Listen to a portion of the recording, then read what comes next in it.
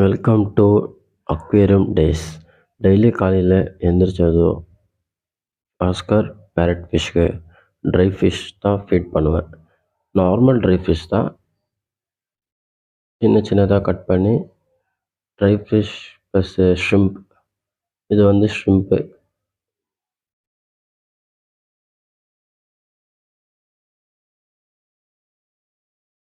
இது வந்து try fish. கிட்டத்தட்ட ஒரு 1 இயராக நான் இந்த ஃபிஷ்ஷை தான் நான் ஃபீட் பண்ணுறேன். டெய்லி மார்னிங்கில் நல்ல ரிசல்ட்டு, நல்ல க்ரோத்.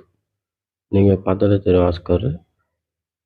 பாருங்கள், சாப்பாடு போடுறதுக்கு முன்னே எவ்வளோ அவஸ்தைப்படுறாங்க. இது வரைக்கும் எந்த பிரச்சனையும் வந்ததில்லை ஆஸ்காரில். ஆக்டிவாக ஹெல்த்தியாக இருக்குது.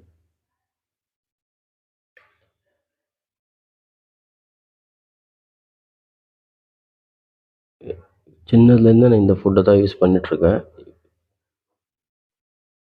டெய்லி 1 டைம் தான் ஃபீட் பண்ணுவேன். ஒரு நாளைக்கு 1 மார்னிங் டைமில் மட்டும் ஃபீட் பண்ணுவேன், அவ்வளோதான்.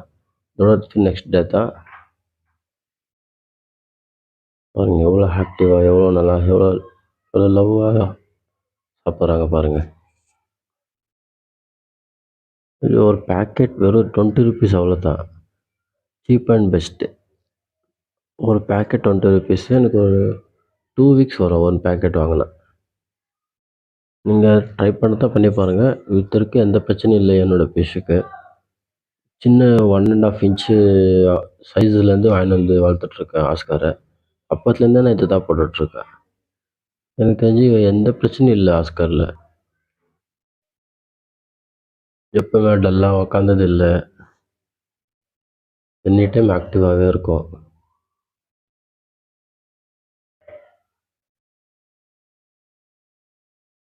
பாருங்கள், இப்போ தான் போட்ட உடனே ஃபுட்டெல்லாம் காலி.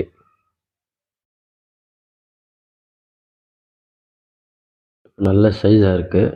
ஒரு ஐ திங்க் ஒரு 7 மந்த் ஆயிருக்கும்னு நினைக்கிறேன் நான் வாங்கி.